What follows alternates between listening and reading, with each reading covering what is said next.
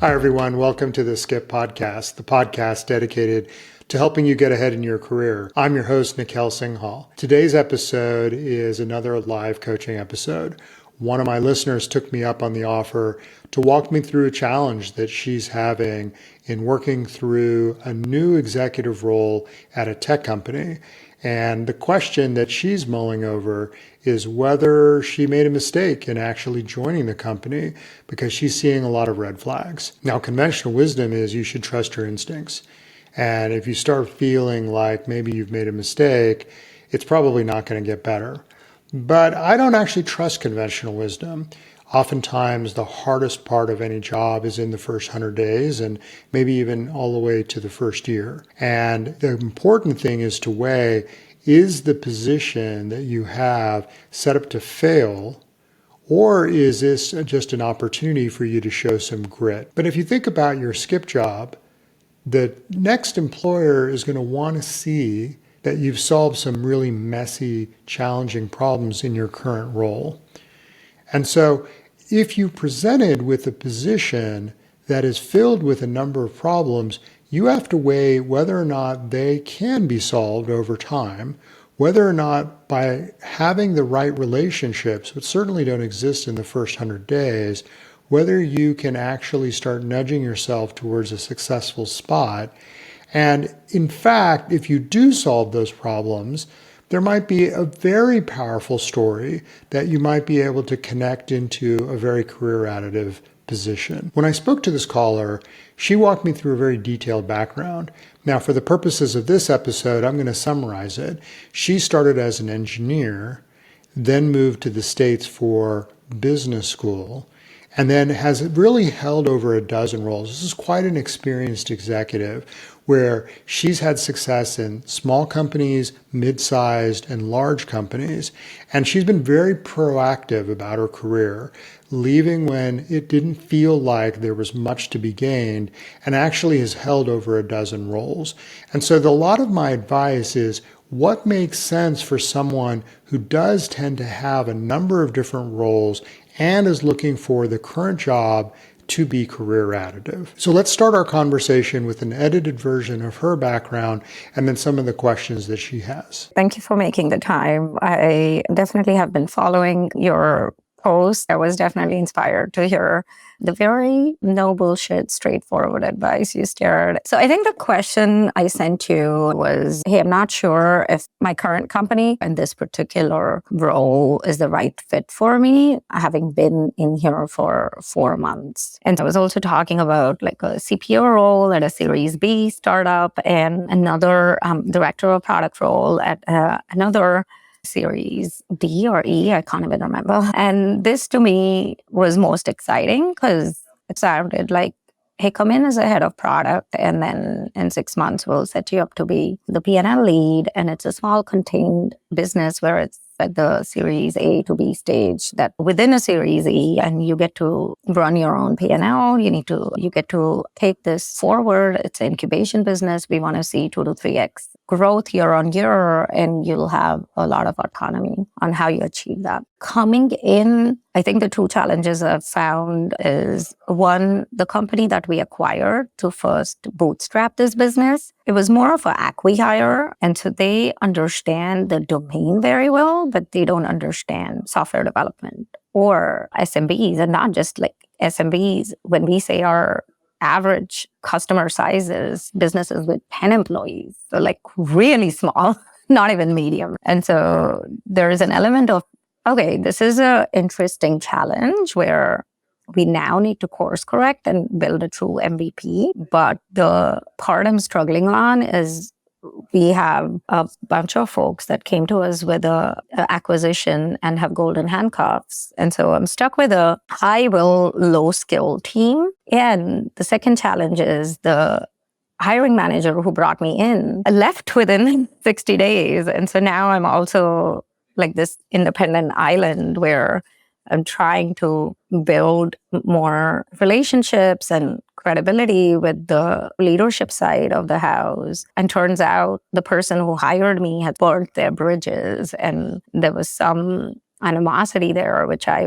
wasn't aware of till after her departure. And so now I'm trying to go talk to them and build that bridge of, hey, I'm not that person. Even from the 4 months I've been here, I can see a upsell business should not work in isolation. We should be plugged into the platform, not a separate standalone app. But that's where I'm wondering, A, what is this doing for my career? And beginning to question, like, is track to leadership the right choice even? And what does that set me up for? Does that really set me up to be, oh, sorry, actually, I didn't even tell you why I thought it was a good idea. I think the reason I thought it was a good idea was because ultimately I do see myself taking on a role as a CPO at a Series B or C, where like you're at the stage you've managed to prove product market fit, but then you don't know how to keep it trading in order to scale, or you may have found because you found your sweet spot in one segment or one market, but then now it's more about sequencing, strategizing, and continuing to grow at a sustained pace. And I think that's the kind of area where you get to be equal amounts of strategic and equal amounts of scrappy. And I think I enjoy that. And you get to set your own best practices. You get to build a team and set the culture. And so that's where it also felt like a good opportunity to take this role, because I felt like there was a VP level person who would help mentor me, help me step into that role. And I would get to emulate and learn by seeing. None of those things seem to be in place now. I think that the thing that you noted to me, if I'm playing it back, is I joined a company. The company setup was for me to sort of establish as a product leader this new business. It started with an acquisition, and it was to take that core nucleus, build it out, and if things go well, my role as the product leader could move to more of a general manager. And that is the sort of success, and that's what drove me to take the role. And I'm seeing challenges. I'm seeing challenges where some of my air cover is gone. I'm seeing challenges that the acquisition is maybe not suited for the business that we need, and that this requires a pretty fundamental rebuild. And so what I would say to you is that, and you're asking this question of, is this even worth it? My take is that, well, I think that this is a hard challenge, and it possibly impossible. It's conceivably that this setup is not possible for a new person to come in and establish a fairly substantive pivot, given some of the constraints you've mentioned. But I would say that, one of the things that we want to do in career is to do hard things and to build hard things, to the point that people look at that and say, boy, these are the types of challenges that are pretty common across industry today. If you look at all of the companies that are out there, whether they're late or early, they all have very unusually hands-on hard problems. And you happen to have one in front of you. So the calculation of, is it worth it for me to stay, is predicated, in my opinion, on, could you succeed? And if the first question is, this is foundationally impossible to succeed, I don't think I am set up to succeed. I don't think I have the endorsement. I don't think I have the right, expectations, and I don't have enough time. Then I think it's a fairly easy decision. Just like, why would you work on something that's not possible as a leader? But if you're like, hey, I could actually succeed if I grind it out, I have a point of view on the sequence of things that have to happen. I can kind of lay out the one pager of what changes need to be put in. But I just feel like if I succeed, it may not be worth it in exchange for what I've been interested in career-wise. That's a totally different question. And we can comment on that second question in a moment, but maybe I'll start with the first question is, could you succeed if you wanted to? I think in the current setup, that is very tricky. I think if I was fully empowered to make the decisions that require to create the right team, then yes, I can see us succeeding on a 2 to 3 year time horizon. But the fact that I've inherited these folks that have these golden handcuffs on, and the whole subculture within these 10 to 12 folks permeates through all the subsequent hires they've made over the last 2 years. And while some of that I can undo, I can't let go of that basic nucleus without accruing a lot of ill will. And what's been the response when you presented this to leadership? this concern? It depends on the leader I talk to. More newer leaders that have come to my current company, they are super supportive. I think the people who have been there and were part of the acquisition, the reaction can be a bit like, are you sure you're not being too aggressive? Like maybe, we can phase this out. Maybe there are other ways to deal with this, which is what gives me pause, where I'm like, we can do that. It depends on how quickly you want to get to success. Are they willing to be patient? I think maybe that's something that I should clarify. I know that they're definitely willing to be patient for like the next 2 years. I don't know how much longer after that. Yeah, and maybe this is a core conversation based on some of the background is, from what little I know and what you shared with me, there's a degree of impatience that has governed your career, and it has worked in your favor, and perhaps it has worked against you. And I would say that that is career limiting as you become later in career, because more and more people are like, look, I want to build something that's hard and complicated, and growth is not available. And so you run the risk of growth being a great tailwind to your career. You combine growth and impatience, and what ends up happening is you keep having more at bats, you keep having more opportunities, and growth was lifting everything with 0% interest. And so you could go from one good setting to another setting, and maybe it works out, but if it doesn't, you can quickly move on because you're impatient, and that has worked in your favor. In the next 10 years, it could be a dramatic headwind against your success. And so one of the things, and one of the reasons I asked this question is, in some ways, you're trying to get some justification. Like, look, I found that this setup is pretty far from what I had hoped. My impatience is like, well, isn't there a better job for me? I haven't invested that much here. Why not pull the ripcord? And that might be the right thing. But if you read between the lines, and if they're like, look, you are coming in, you have a pretty good sense of what's not working. You have a point of view of what might be the next sort of set of steps. And they may say, look, we're not going to make a 180-degree change based on decisions we've made. Frankly, you haven't even been there for 180 days. But why don't we start heading in the direction you're suggesting, but do it in a little slower pace? You might come back and say, I'm not patient enough to go through that process. But that is not on the company failing you. That is not on you not being a general manager. That is you having to take the time to prove out your idea, build some confidence. They need to make sure that they can trust you. And you might fundamentally think this is not a company I don't want to invest in, and that was just a bad career decision. But I'm cautioning you that you don't want to keep, avoiding tough, challenging, tenure-based problems simply because the market allows you to get new jobs. Because at some point, people are going to be, why would I invest in her as the lead? Because as soon as the company hits its first jitters, she's going to move on. And I need someone who can be a leader when things are not good, not when things are good. And perhaps that's an unfair comment, but I just think that that can be a narrative for folks that move quickly. The tenure-based piece really resonates with me. I do think when I look back at my career, like the places I can speak to with confidence, both in terms of having grown in and have had the ability to show measurable impact, are places where I stuck around for more than 3 years. I didn't come into my current company with the idea that I was going to think about an exit this quickly, right? Like I definitely came into it with like, I'm in for at least the next 4 years and possibly the next 7 to 8 years. I'm just at a stage of life where like, I don't want to just keep jumping around.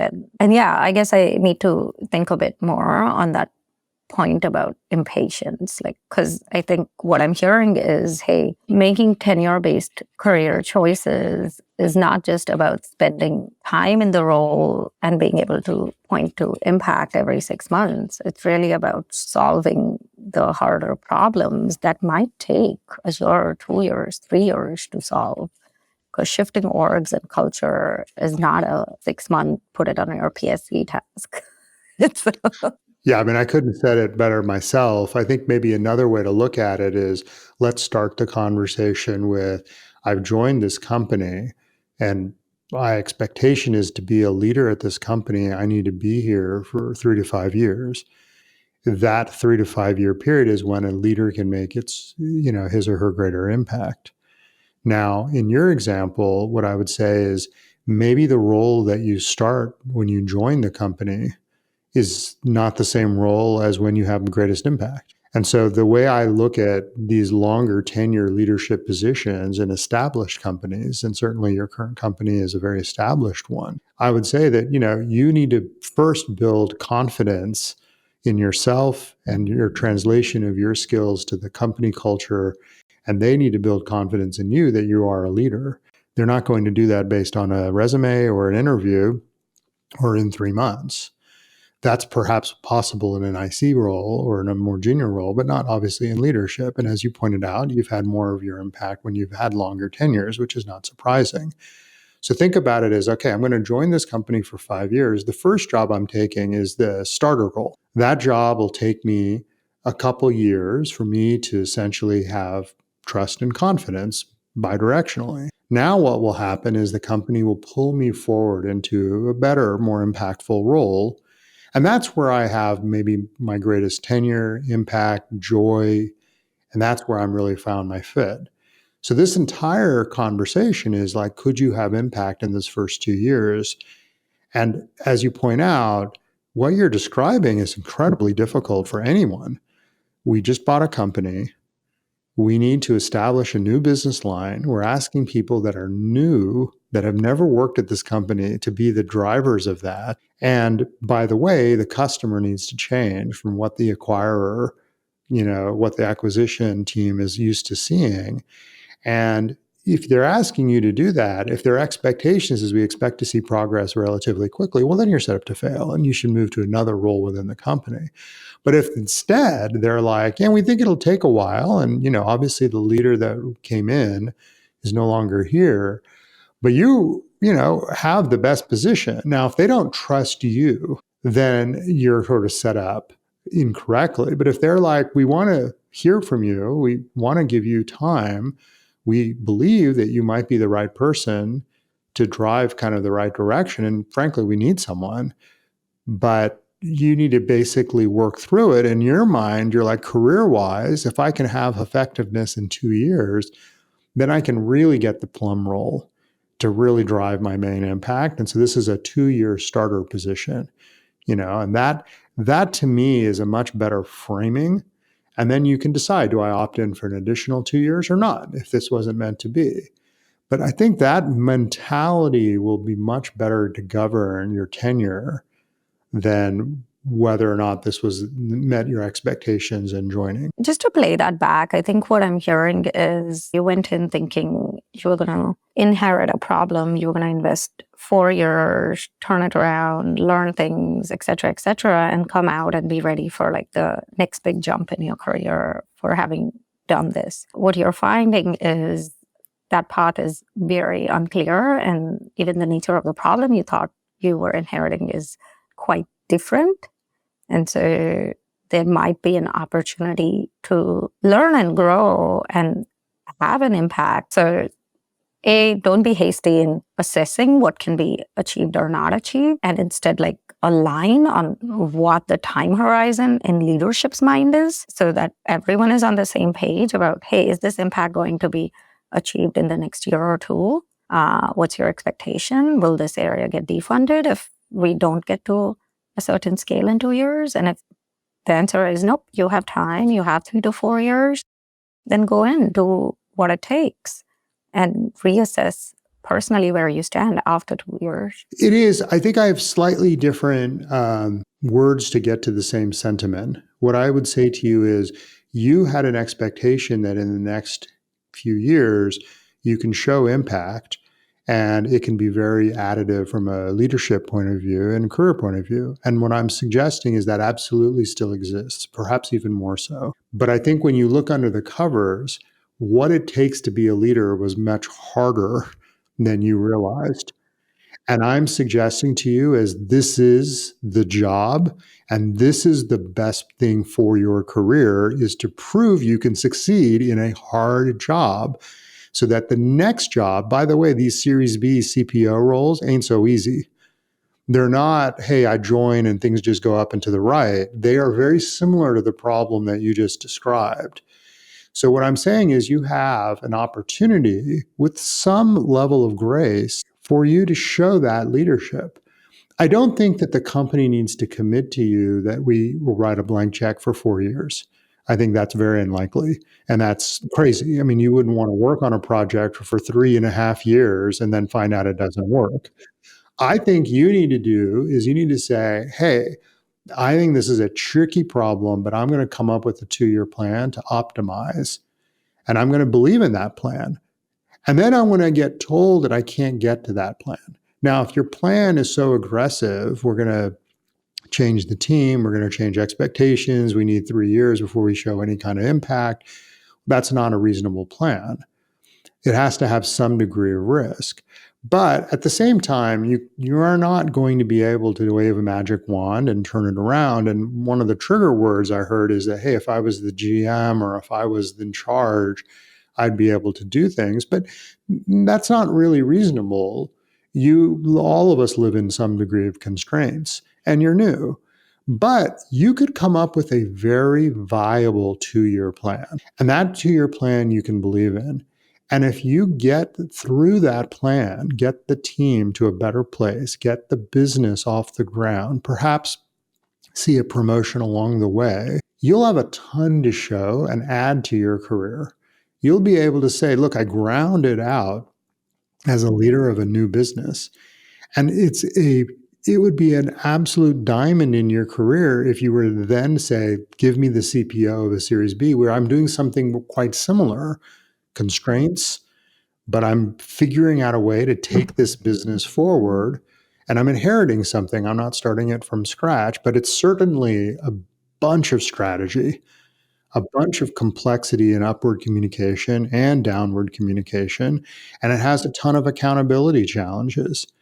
So it's very, very viable as a setup for your next role. It just requires a degree of grind, which is going to take a while.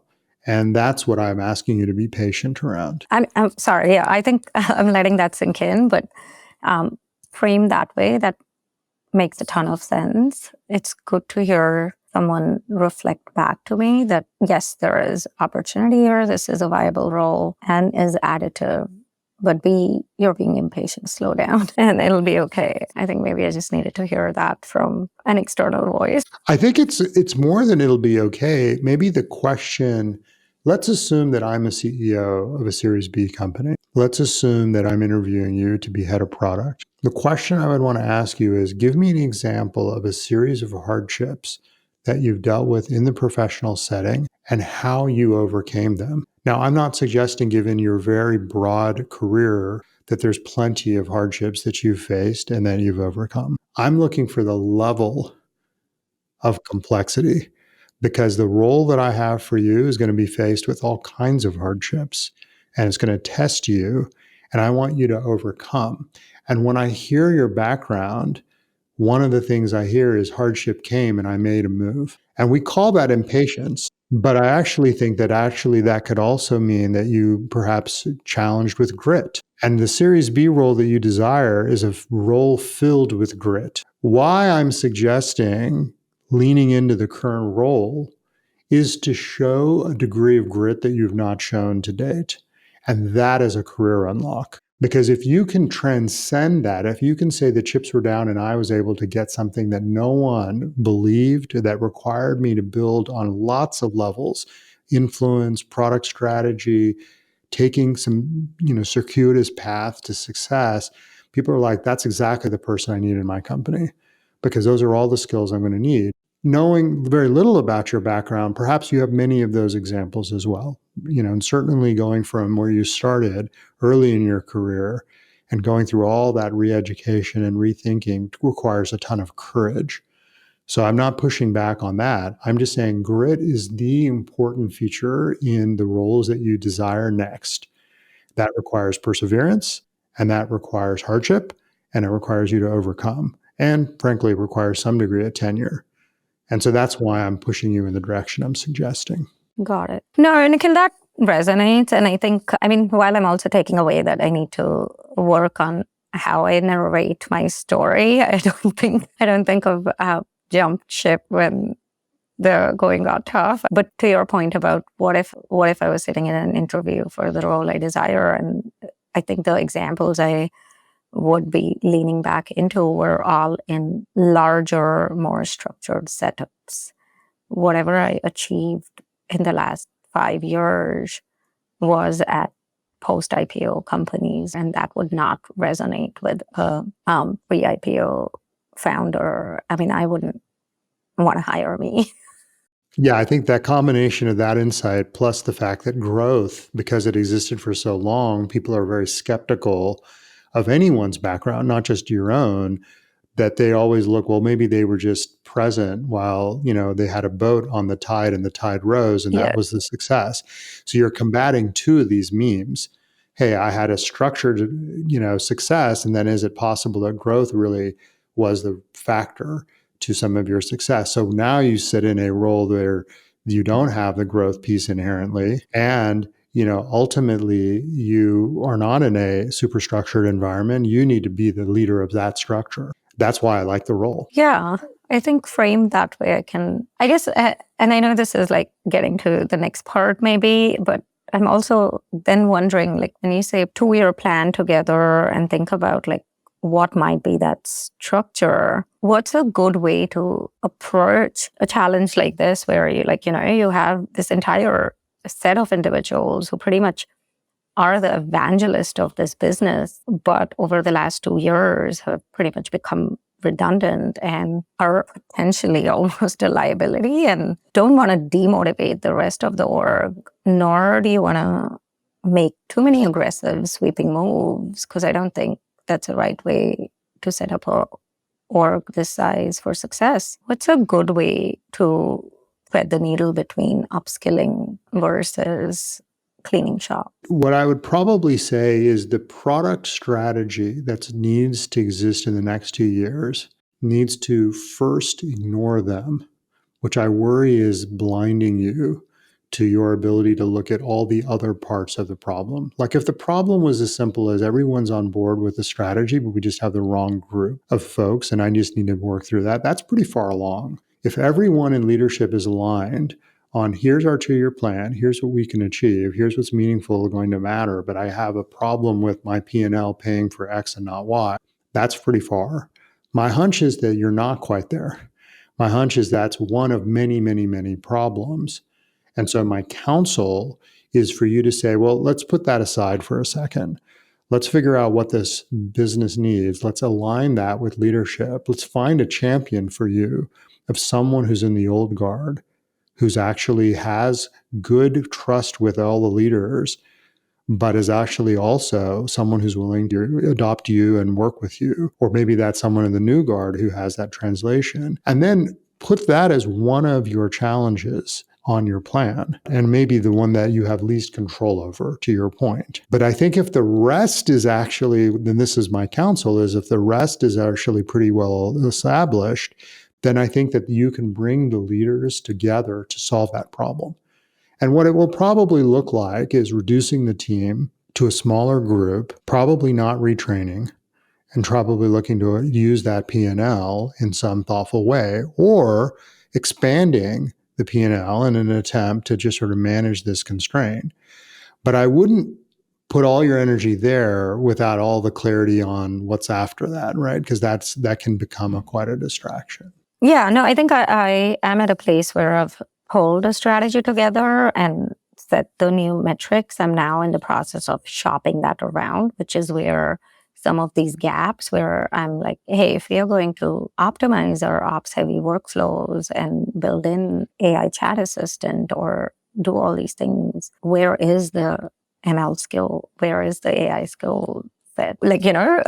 And so that's what brought to surface some of these conversations. And I sort of then realized there are almost two guards. I like the way you put it, like the old guard and the new guard. And that's where I was like, holy shit, this is not as simple as we need a strategy. Well, I think that if everyone agrees to the strategy, the tactics is what you need help with. And so what you want to do is get everyone aligned that this is the correct product, the right strategy, and the right business. And then you want to essentially say, in the light of us agreeing to that, here are my tactical concerns. Help me through this. Here are the constraints I have. How many of these constraints exist? Do you see the gap?